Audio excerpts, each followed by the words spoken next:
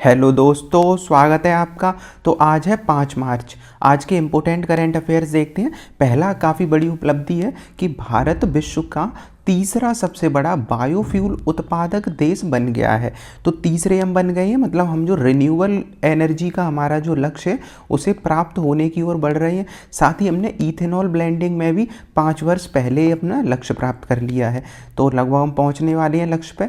तो 0.4 का रह गया है अंतर। अब इन्हें हम सारे टॉपिक को ध्यान से समझते हैं। सबसे पहला शब्द आया हमारे सामने, वो है बायोफ्यूल। क्या है बायोफ्यूल? जैसे ही हम कहते हैं जैव ईंधन क्या है, तो बायोफ्यूल जैव ईंधन यह ऊर्जा का वह स्रोत होता है जिसमें हम क्या करते हैं, जैविक तत्व जो होते हैं, जैविक स्रोत जैसे कि गन्ना हुआ, मक्का हुआ, फसल हुए, फसल के मतलब अवशेष हुए, साथ ही जैविक कचरा हुआ, इन सब से हम तैयार जो करते हैं, इन सबको हम जलाते हैं और उसके बाद हम जो ईंधन तैयार करते हैं उसे क्या कहा जाता है, जैव ईंधन। तो हमें याद क्या रखना है, मेंस में भी आ सकता है, प्री में तो ये आता ही है कि बायोफ्यूल क्या है, जैव ईंधन। तो बायो से हमें समझ लेना है जो भी चीज़ जीवित है, बायो वाला, जैसे गन्ना हो सकता है, मतलब जैविक तत्व, गन्ना है, फसल है, इन सब से जो हम बनाते हैं ईंधन उसे ही कहा जाता है जैव ईंधन, बायोफ्यूल। और इसमें भारत है वो तीसरे स्थान पर पहुंच गया है। और साथ ही भारत ने अभी पहले लक्ष्य रखा था, जो हमारा पेरिस समझौते वगैरह है, तो हमें अपना कार्बन उत्सर्जन कम करना है। तो उसी के अंतर्गत हमने लक्ष्य रखा था 2030 तक हम क्या करेंगे, 20% इथेनॉल ब्लेंडिंग करेंगे। इथेनॉल ब्लेंडिंग का मतलब क्या हो गया कि हम इथेनॉल जो होता है उसको पेट्रोल के साथ क्या करेंगे, मिलाएंगे। कितना? 20%। मतलब 80% पेट्रोल रहा करेगा, 20% इथेनॉल रहा करेगा।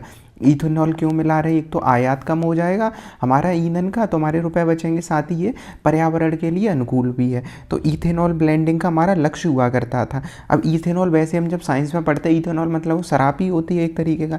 साथ ही हमारा लक्ष्य है 2030 तक कि 5%। अब हमने डीजल वाला, पेट्रोल वाला तो प्राप्त कर लिया है, साथ ही लक्ष्य है 5% बायोडीजल का मिश्रण भी तैयार करना है। कब तक?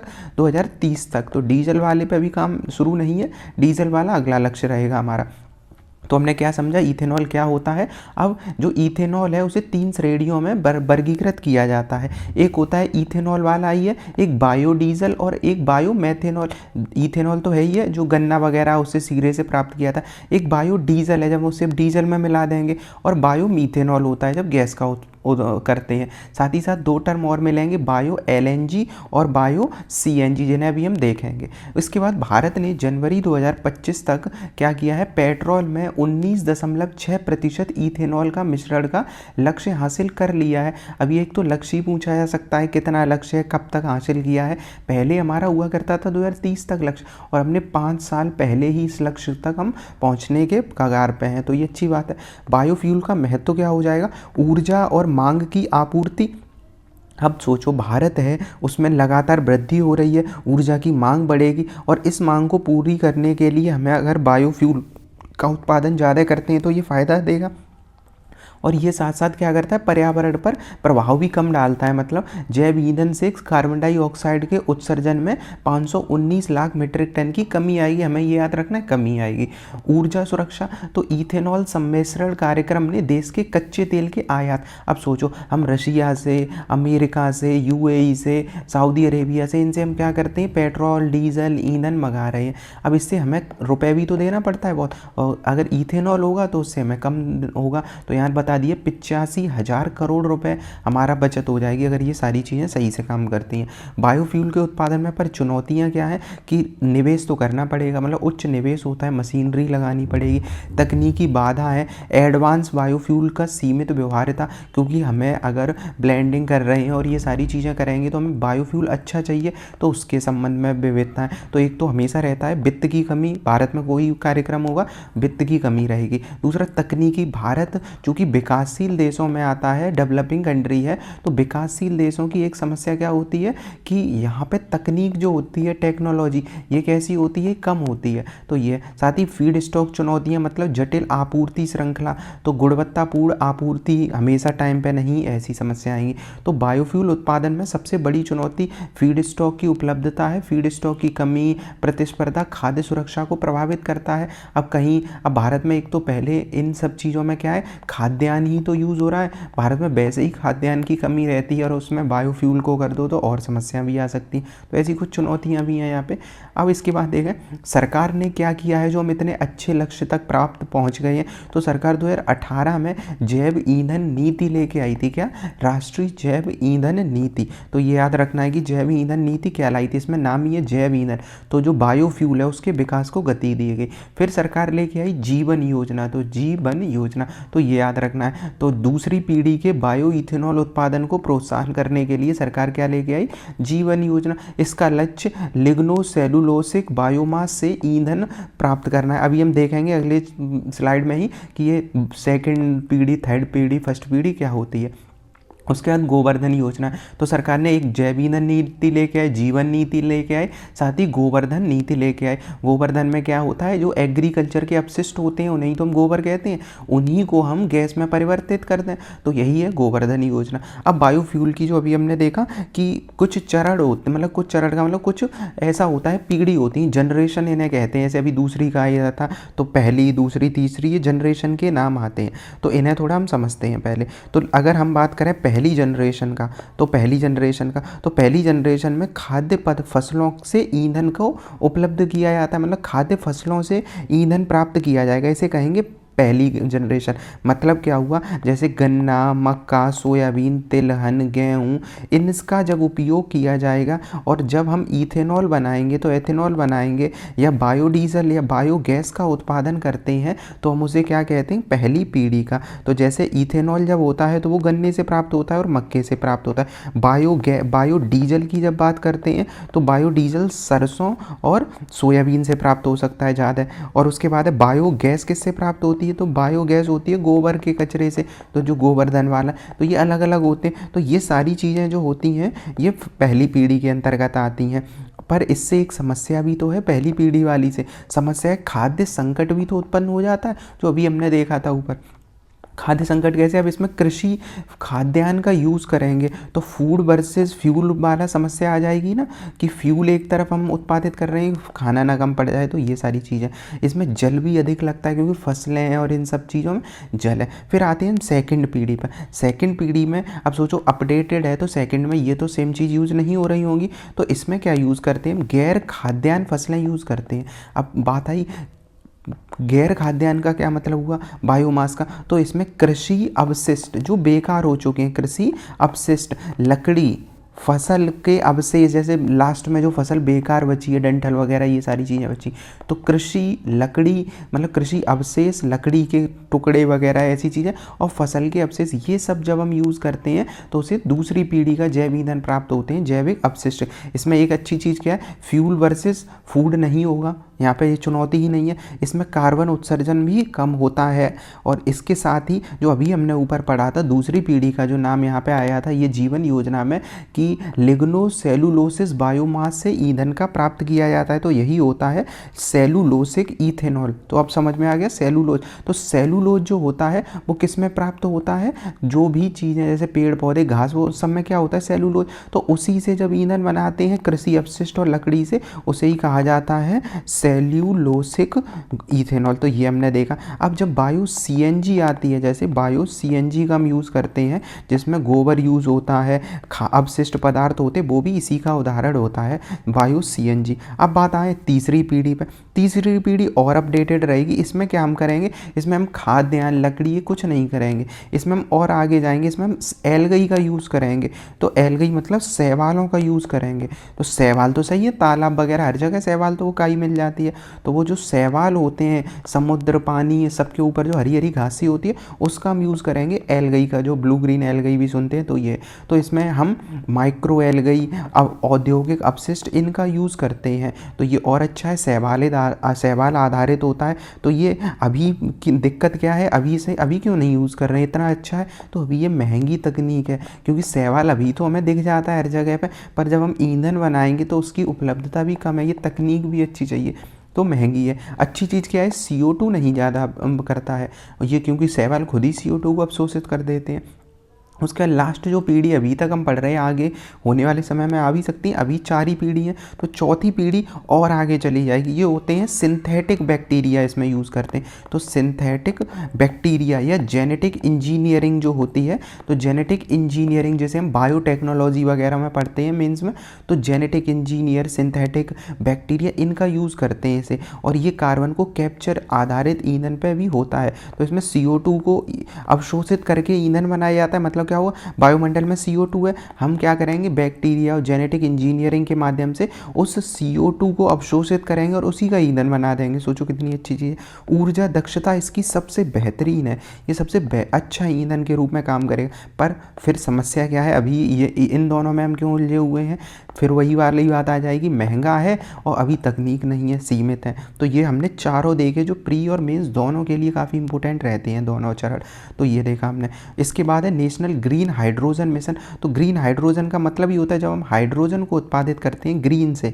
ग्रीन का मतलब होता है जब हम प्रदूषण ना फैलाएं। तो ऐसे सोचो, पानी को तोड़ो और ग्रीन हाइड्रोजन बना दी जाए। तो ग्रीन हाइड्रोजन ऐसे ही तो होता है कि पानी को ही तोड़ा जाता है। तो पानी से जो ऊर्जा बनाई जाती है 100% स्वच्छ ऊर्जा रहे प्लस कार्बन मुक्त रहे, तो उसे कह देंगे ग्रीन हाइड्रोजन। तो हाइड्रोजन का सबसे अच्छा रूप जो होता है वो होता है ग्रीन हाइड्रोजन। तो यही नवीकरणीय ऊर्जा से होता है। अब सोचो, मान लो एक प्लांट लगा है, इसमें पानी भर दिया गया, पानी से हमें H2O डाल दिया पानी में और उससे ही हमें ग्रीन हाइड्रोजन, केवल हाइड्रोजन ही तो निकालना है। तो अब पर इसमें कुछ प्रोसेस तो होगी ना, प्रोसेस। अब उस प्रोसेस में मान लो हमें इसे गर्म करना है एग्जाम्पल के रूप में, तो इसमें हम ईंधन को अगर कोयले को यूज़ करेंगे तो फ़ायदा ही क्या है, फिर कोयला उतना जल के प्रदूषण फैला ही देगा। तो इस हाइड्रोजन का कोई ज़्यादा महत्व है नहीं। तो हम क्या करते हैं, ग्रीन हाइड्रोजन में हम सौर ऊर्जा, पवन ऊर्जा, ऐसे जो रिन्यूएबल कोई भी सोच सकते हो उन ऊर्जा का यूज़ करेंगे। तो इससे ना तो प्रदूषण फैल रहा है और हाइड्रोजन भी मिल रहा है, तो दो फायदे हो गए। तो ये चीज़ें होती हैं। और जो अभी मैंने ये एग्जाम्पल दिया है, इसे वैसे अगर पेपर में एग्जाम में पूछे तो इसे कहते हैं इलेक्ट्रोलिसिस की प्रक्रिया। जब हम हाइड्रोजन को बनाते हैं H2O से, तो इसे अगर पेपर में आ जाए कौन सी प्रोसेस होती है कि पानी को तोड़ दिया जाता है, तो H2O को हाइड्रोजन H2 प्लस ऑक्सीजन में तोड़ दिया जाता है। तो H2 और O2 में तोड़ दिया जाता है और ये प्रक्रिया कहलाती है इलेक्ट्रोलिसिस की प्रक्रिया। ये याद रखना है, इलेक्ट्रोलिसिस। इलेक्ट्रॉन्स वैसे भी हर जगह में इलेक्ट्रॉन्स ही पढ़ रहे होते हैं, तो इलेक्ट्रोलिसिस की प्रक्रिया। तो इसी के लिए भी मिशन, अब चूंकि ये पूरा रिन्यूएबल का कॉन्सेप्ट चल रहा था, तो इसी के अंतर्गत ये हमने सारी चीज़ें समझ ली हैं इसके संबंध में। उद्देश्य क्या है, उद्देश्य क्या होगा, हरित ऊर्जा को बढ़ावा देना। लक्ष्य क्या है, 2030 तक, अब ये लक्ष्य इंपॉर्टेंट रहेगा, 2030 तक 5 million metric ton greenhouse का उत्सर्जन करना, मतलब ग्रीन हाइड्रोजन का उत्सर्जन करना है। कितना, 5। अब ये इंपॉर्टेंट रहेगा 5 वाला। तो ये, और 5 ही हमारा पेट्रोल वाला भी लक्ष्य है, मतलब वो डीजल वाला लक्ष्य है, तो ये इंपॉर्टेंट है। इसके बाद मंत्रालय कौन सा, तो मंत्रालय नवीकरणीय मंत्रालय हो जाएगा। अब एक चीज़ और सोचो कि हाइड्रोजन जब हम पढ़ते हैं तो कई बार हम पेपर में नोट्स में देखते हैं हाइड्रोजन कई तरीके का लिखा होता है। एक तो हमने ग्रीन ही तो देखा अभी, एक होता है ब्लू हाइड्रोजन, एक होता है ग्रे हाइड्रोजन, एक होता है ब्राउन हाइड्रोजन, और उसे ही कह देते हैं, कभी कभी अलग भी पढ़ लेते हैं एक साथ, ब्लैक या ब्राउन हाइड्रोजन। इन्हें भी थोड़ा देख लेते हैं। ग्रीन भी हमने समझ ही लिया, तो हम जल्दी से रिवाइज करते हैं ब्लू हाइड्रोजन को। ब्लू हाइड्रोजन में हम इसमें पहले वाले में हम क्या कर रहे थे, पानी प्लस रिन्यूएबल एनर्जी का यूज़ करके तोड़ रहे थे और कार्बन नहीं निकल रहा था, यही तो किया था हमने। पर ब्लू हाइड्रोजन में हम प्राकृतिक गैस का यूज़ करेंगे, वही मीथेनॉल वगैरह, मीथेन वगैरह। तो प्राकृतिक गैस का यूज़ करते हैं, तो इसमें कम कार्बन उत्सर्जित होता है। कार्बन उत्सर्जन होगा पर कम होगा। तो ब्लू हाइड्रोजन में पानी वानी का नहीं है, ऐसा सोचो कि समुद्र के जल को तोड़ रहे, नहीं, इसमें प्राकृतिक गैस का यूज़ करते हैं ब्लू हाइड्रोजन में। उसके बाद एक आती है ग्रे हाइड्रोजन। ग्रे में प्राकृतिक गैस का ही यूज़ करते हैं प्लस कोयले का और यूज़ कर देते हैं, तो कार्बन ज़्यादा होगा। तो ग्रे में, ग्रे कोयला ग्रे सा होता है, तो ग्रे वाला होता है। उसके बाद ब्राउन या ब्लैक वाला आ जाओ, तो ब्राउन या ब्लैक में सीधा हम लिग्नाइट कोयला ही यूज़ कर रहे हैं। तो ब्राउन और ब्लैक वाला, ग्रे ना, इसमें कोयला यूज़ करेंगे। सबसे ज़्यादा प्रदूषण यही फैलाता है, ब्राउन और ब्लैक वाला। तो ये हमने सब बहुत डिटेल से देख लिया है। अगला देखते हैं अब हम, जो है वो है जो ब्रेस पैराडॉक्स है, तो ब्रेस पैराडॉक्स क्या है ये, कि ऐसा समझो, कल्पना करो जब शहर में बहुत ज़्यादा ट्रैफिक हो, शहर में बहुत ज़्यादा ट्रैफिक बहुत ज़्यादा है, इसलिए सरकार नई सड़क बना देती है ताकि जाम कम लगे। तो सड़क एक सरकार ने सड़क बनाई, ऐसा ही तो होता है। हम जिन शहरों में रहते हैं उत्तर प्रदेश में मान लो, अब वहाँ पे क्या होता है, जैसे बड़े शहर हैं, जैसे आगरा हुआ है, ऐसे शहर हैं आगरा लखनऊ, इनमें बड़े बड़े हाईवे बना देती है सरकार ताकि ट्रैफिक जाम ना लगे, यही तो करती है। पर सोचो कि सड़क सरकार ने नई बना दी कि जाम ना लगे और जाम और ज़्यादा बढ़ जाए, ऐसा भी तो हो सकता है जाम और ज़्यादा बढ़ जाए ट्रैफिक में, तो नई सड़क खुली और ट्रैफिक पहले से भी ज़्यादा हो जाए, तो इसी को नाम दिया जाता है ब्रेस पैराडॉक्स। तो ये है क्या है, तो ऐसा क्यों होता है, तो यही है ब्रेस पैराडॉक्स। इसमें एक पैटर्न होता है कि नई सड़क या एक्स्ट्रा लेन जोड़ने से ट्रैफिक का जाम कम होने की बजाय बढ़ जाता है। तो यही अभी न्यूज़पेपर में था इंपॉर्टेंट, तो इसे याद रखना है कि उल्टा होगा इसमें काम।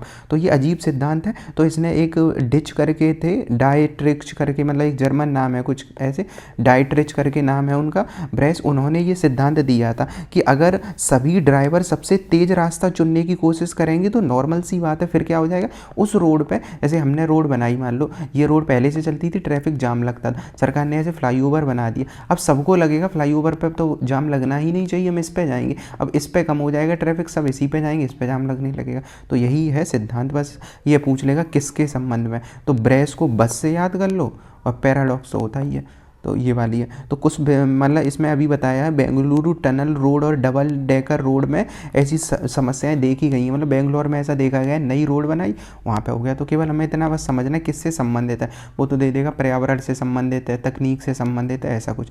अधिक ट्रैफिक आकर्षित करते हैं, हमने समझ लिया क्यों करते हैं, क्योंकि सभी लोग उसी तरफ जाएंगे। तो इसके समाधान क्या होते हैं, शहरी परिवहन कार्य नीति बनाई जाए, मतलब निजी वाहनों की संख्या कम होगी, सरकारी वाहन ज़्यादा चलें, जैसे बस वगैरह, तो वैसे ही ट्रैफिक कम हो जाएगा। संधारणी परिवहन हो, पैदल, साइकिलिंग, इनको बढ़ावा दिया जाना चाहिए। नई रोड बनाने से कुछ नहीं हो जाएगा कि नई रोडें बना दी हैं ना, ऐसे फुटपाथ, सड़क और ये सारी चीज़ें ज़्यादा की हैं। तो ये है। उसके बाद है नरवेल, तो नारवेल करके इन्हें पढ़ते हैं। तो नरवेल का पहली बार उनके टस्किंग बिहेवियर के लिए अध्ययन किया गया है। अब जो वेल होती हैं, वेल तो हम जानते हैं, नरवेल में क्या है, जो ये आगे दिख रहा है सींग सा, इसे ही कहते हैं टस्किन बिहेवियर, मतलब इनका। तो नरवेल के जीवन में महत्वपूर्ण भूमिका ये निभाते हैं, तो इन्हीं का रोज़ अध्ययन हो रहा है। तो एक तो चीज़ आ जाएगी नरवेल और ये टस्किन बिहेवियर क्या है। तो पहले हमने देखा, इन्हें याद रखना है, जैसे मूवी वगैरह देखते हैं तो यूनिकॉर्न नाम शायद सुना होगा सबने। यूनिकॉर्न एक होता है, एक जीव होता है, मतलब एक माइथोलॉजिकल जीव है, उस जीव के ऐसे ही सींग होता है बड़ा सा, आके होता नहीं है, माइथोलॉजी में होता ही है। तो इसे ही कहते हैं यूनिकॉर्न। तो यूनिकॉर्न का ही ये रूप है, तो समुद्र का इसे यूनिकॉर्न कहते हैं जो नरवेल्स होते हैं।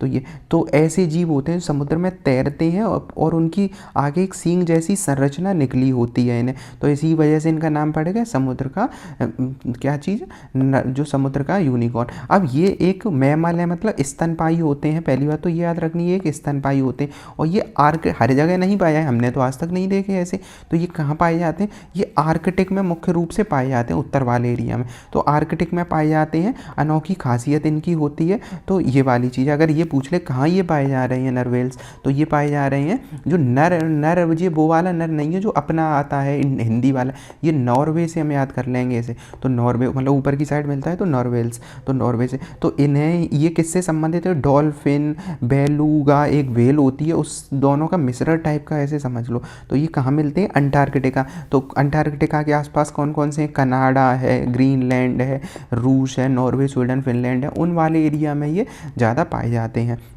तो अभी वैज्ञानिक इसका अध्ययन कर रहे हैं कि इनका लंबा टस्क होता है, टस्क मतलब यही सींग होता है, वास्तव में ये दांत है, इसकी विशेषता अद्वितीय होती है, बताया गया ये दांत की तरह होता है। तो ये कहाँ पाए जाते हैं, ये भी हमने देख ही लिया। ये शिकार क्या दांत से करते हैं, अगर ऐसा पेपर में पूछ ले, ये इससे शिकार कर रहे हैं, नहीं, ये शिकार वगैरह नहीं करते हैं। तो ये है, मतलब इससे शिकार नहीं करते हैं। अगला है इसके बारे में कि नर व्हेल्स टस्क मुख्य रूप से नर में होते हैं, जबकि आमतौर पर मादा के पास ऐसे टस्क नहीं होते हैं, छोटे टस्क होंगे कुछ मादाओं के पास। ये सारी चीज़ें देखी हमने। और अभी क्या समस्या आ रही है, अब देखो आर्कटिक वाला एरिया पिघल रहा है, बर्फ़ जा रही है, विकास ज़्यादा हो रहा है, तो इन सबको सभी जीव हैं उन्हें खतरा पहुंच रहा है। तो ये हमने इसके बारे में देखा कहाँ है क्या चीज़ है। इसके बाद है क्रिप्टो स्ट्रेटेजिक रिजर्व। ये बड़ा इंपॉर्टेंट टॉपिक है अभी। तो जब से आए हैं ट्रंप तब से रोज़ कुछ ऐसा खतरनाक काम होता है, रोचक सा होगा। अब इन्होंने क्या किया, इन्होंने कहा जैसे हम लोग आरबीआई में क्या करते हैं, हम पढ़ते हैं इकोनॉमी में, आरबीआई रुपए रखता है अपने यहाँ, रुपए रखेगा, गोल्ड रखेगा, रुपए का मतलब है डॉलर रखता है, डॉलर के साथ साथ हम गोल्ड रखते हैं, गोल्ड के साथ हम और भी चीज़ें रख लेते हैं जैसे युआन वगैरह, मतलब जो भी करेंसी वगैरह आती हैं ये सब हम अपने पास रखते हैं। आरबीआई अपने संदूक में, मतलब बैंक के तिजोरी में रख लेता है कि हमें स्ट्रेटेजिक रूप से कभी काम पड़े। अब ट्रंप ने क्या किया है, ट्रंप ने एक नया काम किया। ट्रंप ने कहा है कि हम क्रिप्टो को स्ट्रेटेजिक रिजर्व के रूप में रखेंगे। अब इसमें क्या हो गया, जैसे क्रिप्टो करेंसी होती हैं, क्रिप्टो करेंसी का मतलब सबने सुना होता है बिटकॉइन, बिटकॉइन हुआ, इथेरियम हुआ, सोलाना हुआ, या फिर कार्डानो है, इनके नाम भी याद रखने होते हैं, रिपल हुआ। ये कुछ मेन जो अभी दुनिया की क्रिप्टो करेंसी है उनका नाम याद रखना, बिटकॉइन, इथेरियम, सोलाना, कार्डोना, इन सबको नाम याद रख। अब ट्रंप ने क्या किया, उनने कहा है जो आरबीआई मतलब उनके यहाँ की बैंक होगी वो क्या करेंगी, वो इनके रूप में भी रिजर्व रख सकते हैं। अब सोचो, मतलब गोल्ड रखने की ज़रूरत नहीं, डॉलर रखने की ज़रूरत, क्रिप्टो रख लो। उसी के बाद से क्रिप्टो का रेट एकदम से अभी उछल गया है। और पर ये दिक्कत की बात भी है तो क्योंकि क्रिप्टो बहुत उथले, मतलब ऐसा होता है कभी रेट ऊपर कभी रेट नीचे, तो इससे इकोनॉमी पे प्रभाव पड़ेगा ऐसी आशंका भी है। पर अभी ट्रंप राष्ट्रपति हैं तो उन्होंने बोला है तो ये हो रहा है। तो अमेरिका पहला देश बन गया है ऐसा कि जिसने अब क्रिप्टो को स्ट्रेटेजिक रिजर्व के रूप में रखा है। अब ये समझ में आ गया होगा। अभी 5 इन्होंने नाम दिए हैं, जैसे जो अभी बात करा हमने बिटकॉइन, इथेरियम, जेडआरपी, सोलाना और कोडाना करके, ये काफ़ी सारे हैं। जो वो एक्सआरपी का मतलब होता है रिपल वाली है जो, तो रिपल एक है क्रिप्टो, तो ये वाली है। उसके बाद है कार्डोनो। इतने सारे क्रिप्टो को भी 5 क्रिप्टो को उन्होंने अपने स्ट्रेटेजिक में रिजर्व के रूप में कहा है। इससे उनका कहना है कि मतलब बचत वगैरह होगी। और इसके बाद इथेनॉल सब मतलब ये वाला हो जाएगा, भारत, ये तो भारत वाला आ गया, ये अलग है। तो ये उसके बाद क्रिप्टो स्ट्रेटेजिक के बारे में अगर देखें तो राष्ट्रीय भंडार। अब सोचो क्रिप्टो अगर रखा जाएगा स्ट्रेटेजिक के रूप में तो ये राष्ट्रीय भंडार के रूप में काम करेगा। इससे इससे क्या हो जाएगा, एक तो क्रिप्टो पे विश्वसनीयता भी तो बढ़ेगी। अब क्रिप्टो अगर बैंक के अंदर है तो क्रिप्टो पे विश्वास लोगों का बढ़ना स्टार्ट हो जाएगा। जैसे रुपए पे विश्वास क्यों है, क्योंकि सरकार का है, वैसे ही क्रिप्टो पे हो जाएगा। स्ट्रेटेजिक पेट्रोलियम रिजर्व के समान ही रिजर्व सरकार के असेट्स होल्डिंग में विविधता लाएगा। अब असेट जो होते हैं मतलब सरकार और भी चीज़ें रख रही होती है, उसमें अगर क्रिप्टो भी रहेंगे तो और अच्छी चीज़ रहेंगी। चिंताएं क्या, वही एक मेन चिंता है उतार चढ़ाव। क्रिप्टो का कोई पता नहीं होता कब कैसा जोखिम आ जाए, कौन सी चीज़ें हो जाए। तो ये याद रखना है कि एक फंड के रूप में ये काम करेंगे। जो हमें मेन चीज़ें याद रखनी है वो फंड के रूप में। अब नए निवेशक भी आएंगे, इसी वजह से शेयर मार्केट अभी इनका क्रिप्टो का ऊपर जा रहा है। तो ये सारी चीज़ें इसके बारे में हैं। तो फ़ायदे नुकसान दोनों हमें याद रखने हैं। लाभ भी हैं। लाभ क्या होता है, अमेरिका को क्रिप्टो लाभ का, एक तो अमेरिका लीडर की तरह क्रिप्टो में आ जाएगा, मुख्य धारा में क्रिप्टो यूज़ करने लगेंगे लोग। तो ये सारी चीज़ें हुई हैं। अगला है सोमनाथ टेम्पल को लेकर। तो मोदी जी के द्वारा सोमनाथ टेम्पल में भी पूजा या अर्चना की गई है। तो यह भारत का सबसे प्राचीन मंदिरों में से, क्योंकि हम जो पढ़ते हैं गुप्त काल में मंदिर बनना स्टार्ट हुए थे सही से, मतलब तो गुप्त काल में तो ये शुरुआती मंदिरों में से ही तो था सोमनाथ का मंदिर। तो ये बेहद महत्वपूर्ण है। किसको समर्पित है, तो भगवान शिव को समर्पित है। अब है कहाँ पे, सोमनाथ, ये द्वारका वाला एरिया, इसी के पास द्वारका वाला भी एरिया है ऊपर। तो ये है सोमनाथ का मंदिर। सोमनाथ का मंदिर ये कठियावाड़ा गुजरात जो हम कहते हैं ना कठियावाड़ा, तो ये वाला है सोमनाथ का मंदिर। अब सोमनाथ के मंदिर जो एरिया है वो गिर नेशनल पार्क के ही पास आता है। ये गिर है और यहीं पोरबंदर है जो हम हिस्ट्री में पढ़ते हैं, मॉडर्न हिस्ट्री में। तो गिर के ऊपर पोरबंदर है, नीचे दीव है। मतलब ये इस वजह से रिवाइज कर लो कि ये चीज़ें बार बार आती रहती हैं हमेशा। जैसे दमन दीव पढ़ते तो दीव कहाँ है, सोमनाथ मंदिर कहाँ है, पोरबंदर कहाँ है, गिर नेशनल पार्क, जूनागढ़, ये वो मेन टॉपिक है यहाँ पे। तो अभी जो हम पढ़ रहे हैं वो सोमनाथ पढ़ रहे हैं, पर हमें इतना तो याद रखना है सोमनाथ मंदिर गिर के पास स्थित है, मतलब गिर नेशनल पार्क के स्थित है।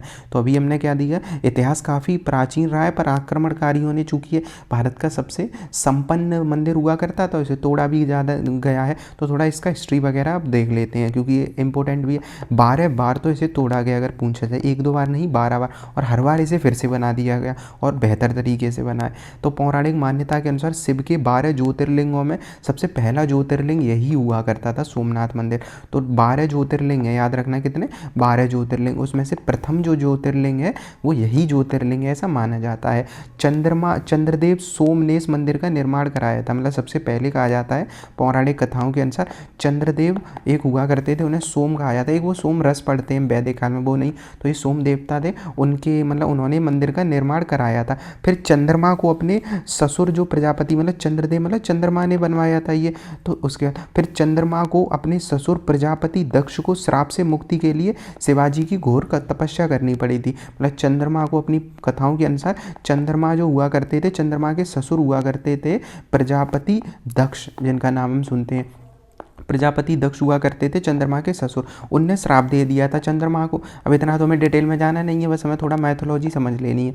तो उनने श्राप दिया था, उसके बाद चंद्रमा ने घोर तपस्या करी थी, शिवजी प्रसन्न हो गए थे, भगवान प्रसन्न हो गए। उसके बाद उन्होंने श्राप से मुक्त कर दिया और सोम प्लस नाथ बन गया यहीं से। सोम मतलब वो चंद्रमा का जो नाम था, नाथ मतलब शंकर जी प्रकट हुए थे, नाथ तो चंद्रमा के स्वामी कहलाए, और उसके बाद ये बन गया। सोमनाथ मंदिर का 12 बार हमने देखा ही है, इसका लूटा गया है। अब इनमें जो मेन नाम आते हैं उन्हें देख लेते हैं। सबसे मेन डेट हम मिडेवल में पढ़ते हैं, महमूद गजनबी वाला। तो महमूद गजनबी ने 1025 में इसे लूटा था, सोने चांदी पूरा सब कुछ लूट ले गए थे, सोने के दरवाजे तक लूट के ले गए थे, चांदी की छतें हुआ करती थी, जो मंदिर हुआ करता था गेट सोने का था, छत पूरी चांदी की बनी हुआ करती थी, और जो शिवलिंग रखी थी हीरे जवाहरात सब लूट के ले गए थे ये। तो उसके बाद है उसने अफगानिस्तान ये सब चीज़ें ले गए थे। उसके बाद अलाउद्दीन खिलजी को तो हम जानते ही हैं, तो अलाउद्दीन जो खिलजी हुआ करता था 1299 में, तो अलाउद्दीन खिलजी 1299 में इसने एक बार फिर नष्ट कर दिया, मूर्ति तोड़ी।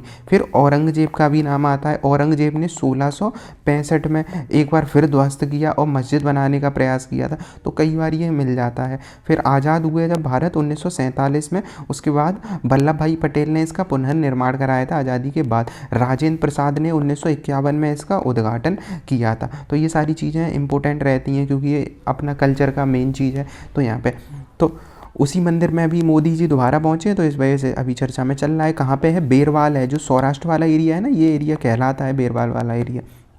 तो सौराष्ट्र एरिया है, सौराष्ट्र का बेरवाल एरिया के पास प्रभास पाटन जगह हुआ करती थी है, तो ये याद रख लेना, प्रभास पाटन सौराष्ट्र का बेरवाल, जहाँ ये स्थित है अरब सागर के तट पर। यह मंदिर आक्रमणकारियों के द्वारा है, तो महमूद गजनबी ने इसे नष्ट किया था, 95 के आसपास हुआ करता था। मतलब ये वाली चीज़ें गजनबी और ये सारी चीज़ें हैं। इसके बाद स्थापत्य कला, तो हिंदू मंदिर स्थापत्य कला है। 51 में हमने अभी देखा राजेंद्र प्रसाद ने उद्घाटन किया था। ज्योतिर्लिंगों में से मेन ज्योतिर्लिंग यही है, त्रिवेणी संगम है। यहाँ पे 3 वो वाला त्रिवेणी नहीं, यहाँ पे कपिला, हिरण और सरस्वती, उनका संगम भी यहाँ पे माना जाता है। तो 3 नदियाँ और हैं यहाँ पे, तो कपिला, हिरण और सरस्वती, तो ये वाला है यहाँ पे। तो ये इंपॉर्टेंट रहेगा कि कौन सा कहाँ पे है। तो एक तो मेन महमूद गजनबी वाला है 1025, उसके बाद क्या है अलाउद्दीन का है 1299, औरंगजेब का 1665, ये 3 याद रखनी है। यहाँ पे डेट तो गलत सी है, तो ये देखा। उसके बाद है सेंदुरनी वन्यजीव अभ्यारण्य के बारे में। तो सेंदुरनी जो वन्यजीव अभ्यारण्य ये कहाँ पे है, सबसे मेन फोकस केरल में है। ये रहा केरल में, ऊपर राजमला जो अनाईमुड़ी ये वाली है ना, उसी के साउथ में है बिल्कुल नीचे। तो ये कैप कोमोरिन ये रहा, और इसके ऊपर है सेंदुरनी वाइल्ड लाइफ सेंचुरी, तो इसे पढ़ना है हमें। तो सेंदुरनी वाइल्ड लाइफ सेंचुरी है, जंपिंग स्पाइडर की 2 नई प्रजातियां खोजी गई हैं। मतलब जो स्पाइडर होती हैं जंपिंग स्पाइडर, उनकी 2 नई प्रजातियां खोजी गई हैं, इस वजह से ये चर्चा में चल रहा है। बाकी जैव विविधता के लिए जाना ही जाता है। इस अभ्यारण्य में एक स्थानिक प्रजाति ग्लूटा ट्रेवनकोरिका, तो त्रावणकोर हुआ करता था ना इस एरिया में, तो इसका एक का नाम रख दिया गया है ग्लूटा ट्रेवन का, जिसे स्थानीय रूप से चेंकुरिज के नाम से जाना जाता है। तो इस अभ्यारण्य का नाम स्थानिक प्रजाति ग्लूटा ट्रेवनकोरिका के नाम पर रखा गया है।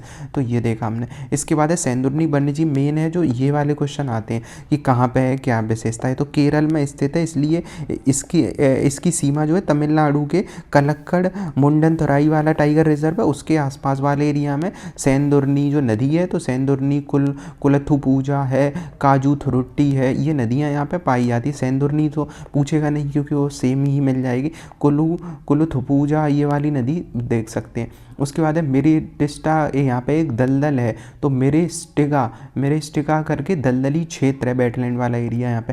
बाकी जीव जंतु तो जो साउथ में पाई जाते हैं, हम कई बार डिस्कस कर चुके हैं, लॉयन टेल मकैक पाया जाता है, नीलगिरी तहार होता है, ये सारी चीज़ें यहाँ पाई जाती हैं।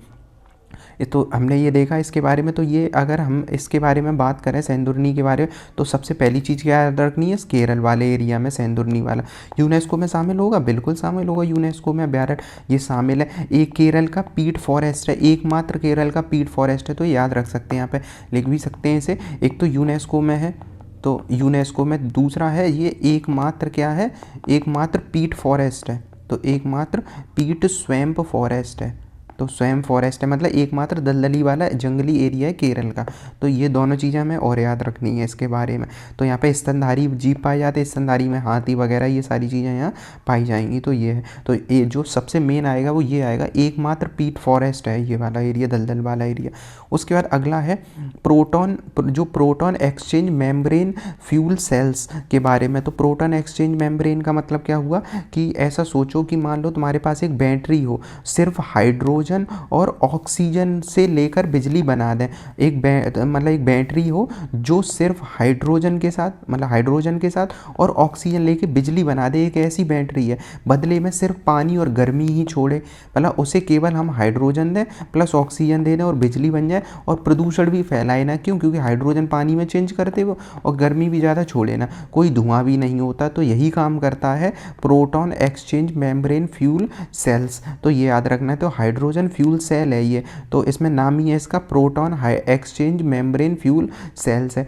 तो यह एक प्रकार का हाइड्रोजन फ्यूल सेल्स है जो क्या करता है, हाइड्रोजन प्लस ऑक्सीजन के रासायनिक अभिक्रिया करके बिजली उत्पन्न करता है। तो यही दो चीज़ें याद रखनी है कि ये क्या करता है, हाइड्रोजन प्लस ऑक्सीजन के साथ क्रिया करके बिजली उत्पन्न करता है। इसका मुख्य घटक जो होता है वो प्रोटॉन जो होता है, प्रोटॉन एक्सचेंज मेम्ब्रेन होता है। जो मुख्य घटक है, मुख्य विशेषता है वो प्रोटॉन एक्सचेंज होता है, ये वाली चीज़ें।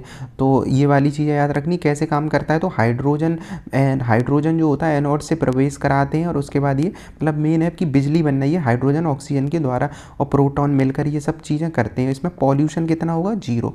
तो ये इंपॉर्टेंट है। अब इससे फ़ायदा क्या हुआ, इलेक्ट्रिक व्हीकल वगैरह, ड्रोन तकनीक, इन सब में यूज़ करेंगे। प्रदूषण इसमें नहीं होता है, तो मेन क्या है, 0 प्रदूषण होगा, 0 कार्बन डाइऑक्साइड होगा इससे प्रदूषित। तो ये सारी चीज़ें हो जाएंगी इंपॉर्टेंट में।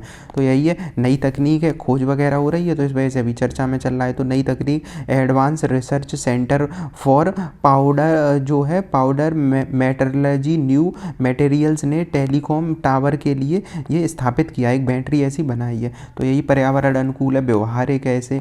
तो इसे देख ले, प्रोटॉन कैसे काम करता है ये हमने देख लिया है। हाइड्रोजन जो एनोड होते हैं उसके साथ ही ये बदल देता है, प्रोटॉन भी इसमें बनते हैं। तो ये सारी चीज़ें हैं इसमें। उसके बाद है भोपाल गैस त्रासदी के अपशिष्ट का निपटान। अब 84 में इंडिया में क्या हुआ था, भोपाल गैस त्रासदी हुई थी 84 में, 1984 में भोपाल गैस त्रासदी। उसमें अभी भी वहाँ पे केमिकल्स वगैरह उस एरिया में पाए जाते, तो उनके अपशिष्ट के निपटारे से संबंधित अभी मध्य प्रदेश सरकार ने इस एरिया में 10 टन अपशिष्ट के निपटारे का परीक्षण शुरू किया है।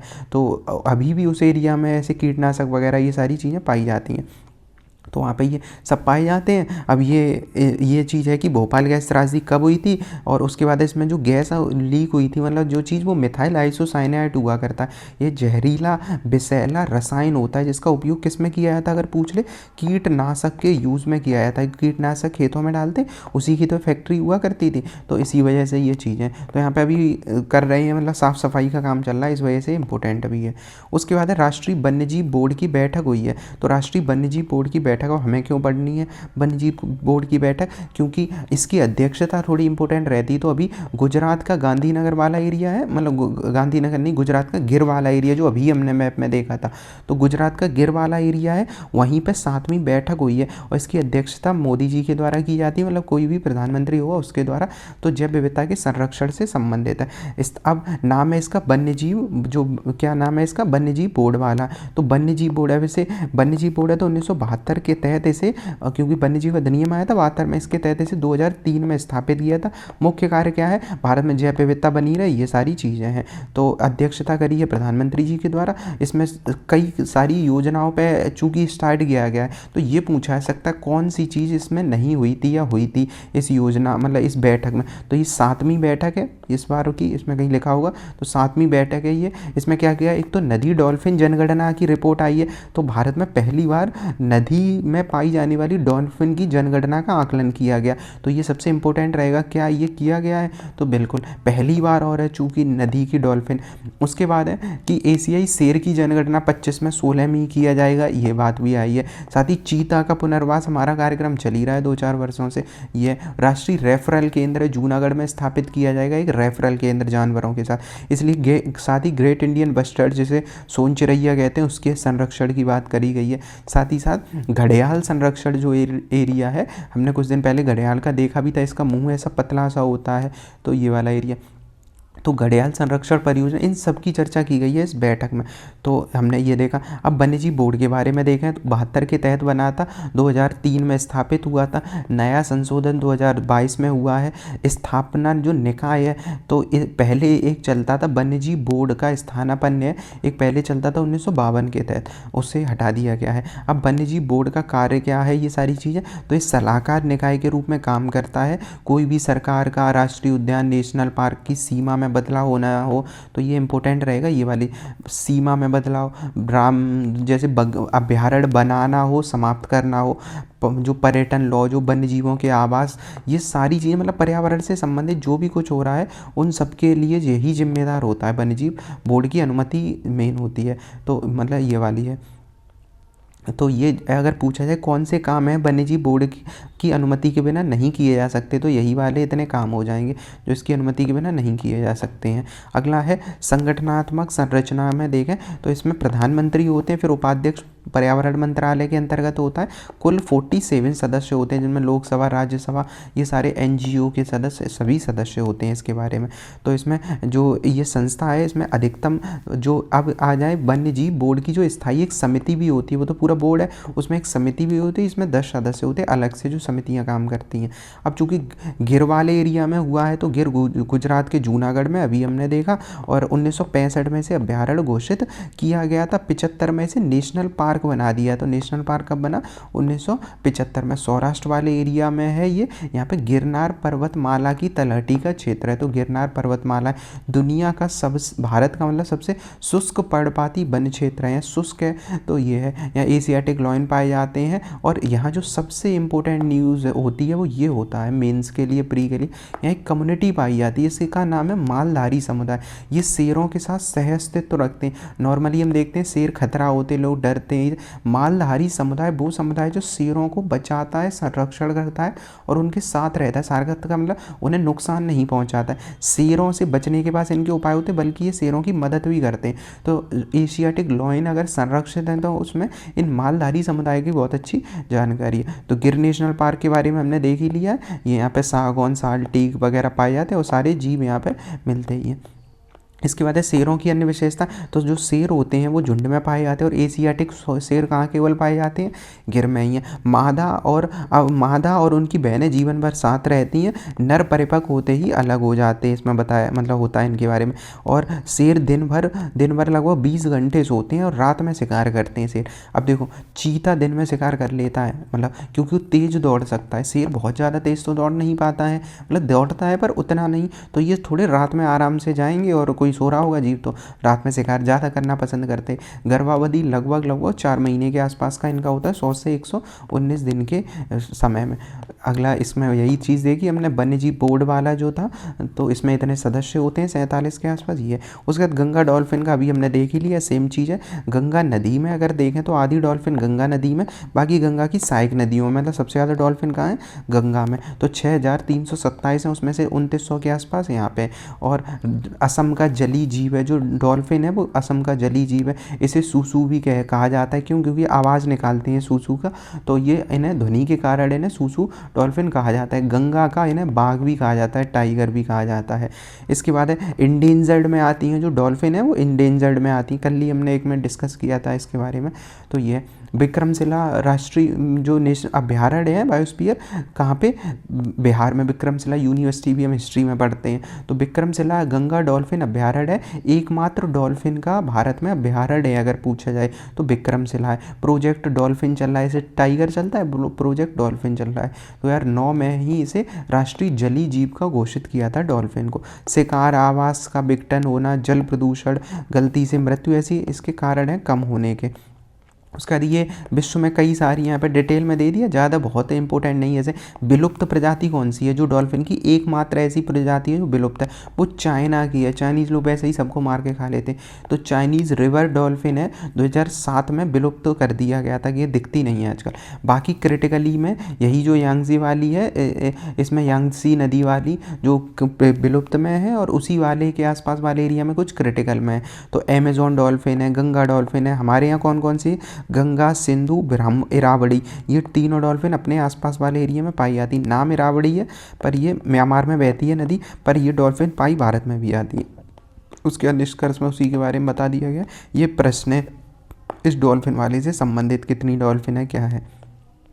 अब मैंग्रोव वन के बारे में देख लो। तो गुजरात में मैंग्रोव वन वनीकरण में, मतलब मैंग्रोव लगाने की बात कर रहे हैं, गुजरात टॉप पे है। इन्होंने 12, इनके यहाँ 19,020 हेक्टेयर वनीकरण हुआ है 2 वर्षों में मिस्टी योजना के तहत। तो सबसे ज़्यादा जो मैंग्रोव लगाए हैं वो गुजरात ने लगाए। वैसे सबसे ज़्यादा कहाँ है, सुंदरवन में है, उसके बाद उड़ीसा में है। तो ये पर सबसे ज़्यादा अभी किसने लगाए हैं, वो मैंग्रोव का पौधे जो लगाए हैं गुजरात ने लगाए। कौन सी योजना के तहत, मिस्टी योजना के तहत, और ये पहले स्थान पे है। अब मिस्टी योजना पूछ ले तो मिस्टी का नाम ही है mangrove initiative for shoreline habitat and tangible incomes. तो मेन बात है, मिस्टी याद आए तो मैंग्रोव से याद कर लेना, या मेंस में जब मैंग्रोव का लिख रहे हो तो मिस्टी योजना का बता देना है, चल रहा। तो इसमें क्या किया गया, मिस्टी के तहत ये वन जो आसपास होते हैं शोरलाइन तट के आसपास, यहाँ पे वन लगा दिए गए हैं बो के।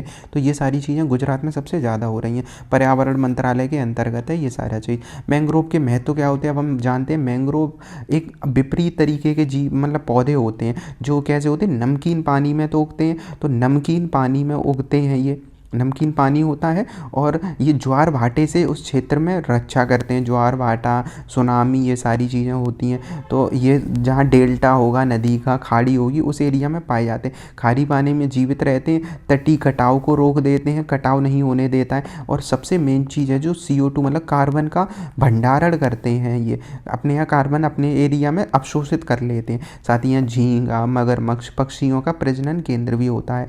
सुंदरवन है ये अपने यहाँ जो सुंदरवन है वो दुनिया का सबसे बड़ा मैंग्रोव है, भारत का ही नहीं। यहाँ रॉयल बंगाल टाइगर भी पाए जाते हैं, और ये एरिया यूनेस्को में आता ही है। तो मैंग्रोव भी हमने देख लिया। और एक फिर मैंग्रोव आता है महानदी वाला एरिया में, भीतरगढ़ का एरिया, ये सबसे बड़ा मगरमच्छ की आबादी वाला मैंग्रोव एरिया है। फिर गोदावरी, तमिलनाडु, भारत में हरी एरिया में है, तमिलनाडु, गुजरात सब में एरिया में। तो ये तटीय सुरक्षा ये करेंगे क्यों, क्योंकि ये पेड़ होते हैं। अब सोचो तट पे अगर बहुत सारे पेड़ लगे हों, अब यहाँ बाढ़ आए, कुछ मतलब सुनामी आए, लहरें आए, तो पेड़ों से टकराएंगी तो ज़्यादा मिट्टी और एरिया को नुकसान कम होगा ना। तो वही चीज़ें करते हैं। विश्व का मत्स्य पकड़ का 80% मैंग्रोव के आसपास का एरिया होता है। या मैंग्रोव हुआ, मछली वगैरह ज़्यादा होती हैं, तो यही एरिया। भारत में कुल मैंग्रोव 4000 वर्ग किलोमीटर के आसपास है। 15% है कुल भौगोलिक क्षेत्रफल का, मतलब पूरे भारत का जो क्षेत्रफल है उसका क्षेत्रफल का 15% वाला एरिया में हम मैंग्रोव का जो कर रहे हैं, मतलब कुल क्षेत्र वाले। मिस्टी योजना में प्रथम कौन है, गुजरात वाला एरिया। अगला आधार वो वोटर कार्ड को लेकर, तो वोटर कार्ड तो हम जानते ही हैं, वही होता है एपिक। तो चुनाव आयोग ने स्पष्ट किया है जो एपिक है, मतलब जो वोटर कार्ड है उसमें डुप्लीकेट या नकली अगर कहीं ऐसा होता है तो इसका मतलब फर्जी वर्जी नहीं है, तो वो नंबर कभी कभी गलत हो जाते हैं, ऐसी चीज़ें। तो मतलब मेन है कि एपिक और ये सारी चीज़ें क्या है। तो अभी तक क्या होता था, जो एपिक होता था पहले मैनुअल हुआ करता था, अब अलग अलग राज्यों में एपिक नंबर दोहराव की स्थिति बन जाती थी। जैसे कभी कभी वोटर कार्ड होता है ना हम लोगों का भी 2 जगह से हो जाता है, तो दोहराव की स्थिति होती थी। तो अब क्या हो जाएगा, उसके लिए सरकार ने एरोनेट लेके आए हैं, तो वोटर कार्ड एक नेट से बनेगा तो हर जगह अपडेट रहेगा सेम टू सेम। तो ये बस चीज़ है। तो यहाँ पे हमें एपिक के बारे में जानना है। इलेक्टर फोटो आइडेंटिटी कार्ड मतलब वोटर कार्ड। तो मतदाता सूची का होता है, इसमें 10 नंबर का होता है ये। और मतलब जो अब नई से बन के आएंगे ना, 18 साल से कोई भारत का ऊपर का व्यक्ति है तो वो इसमें एपिक ले सकता है, ये वाली चीज़ें। एरोनेट क्या है, जो प्लेटफॉर्म है जहाँ पे क्या होगा, एरोनेट प्लेटफॉर्म पे ये सारी चीज़ें अब ऑनलाइन हो जाएंगी। जैसे आधार कार्ड है ऑनलाइन सब है ना, अंगूठा लगाओ, वैसे ही इसमें हो जाएगा कुछ। ये अभी जो प्लेटफॉर्म है 14 भाषाओं 11 लिपियों को सपोर्ट करता है। तो बस इसमें पूछा जा सकता है क्या क्या है। अभी तक ऐसा मैनुअल होता था, अब ऑनलाइन हो जाएगा। अब थोड़ा देख लेते चुनाव आयोग का 1950 में भारत में चुनाव आयोग बना था। 324 आर्टिकल के अंतर्गत आता है। पहले एक दलीय हुआ करता था। 1993 से बहुदलीय हो जाता है। मतलब बहुदलीय का मतलब एक मुख्य और 2 अन्य चुनाव आयुक्त हुआ करते हैं। वर्तमान में चुनाव आयुक्त लोकसभा, राज्यसभा, विधानसभा, उपराष्ट्रपति ये सारे चुनाव कराते ही हैं, जो ये वाला। तो एपिक हमने देख ला, एपिक क्या है, वोटर कार्ड है जिसमें हमारा जन्म तिथि, लिंग, पता ये सारी चीज़ें होती हैं। तो एपिक के बारे में देखा। और इसके बाद क्या है, अब जो बनेगा वो क्या होगा, जो नेट बनना है एरोनेट, ये ऑनलाइन हो जाएगा सब। तो ये हमने देखा आज 5 मार्च का जो भी इंपॉर्टेंट करंट अफेयर्स थे।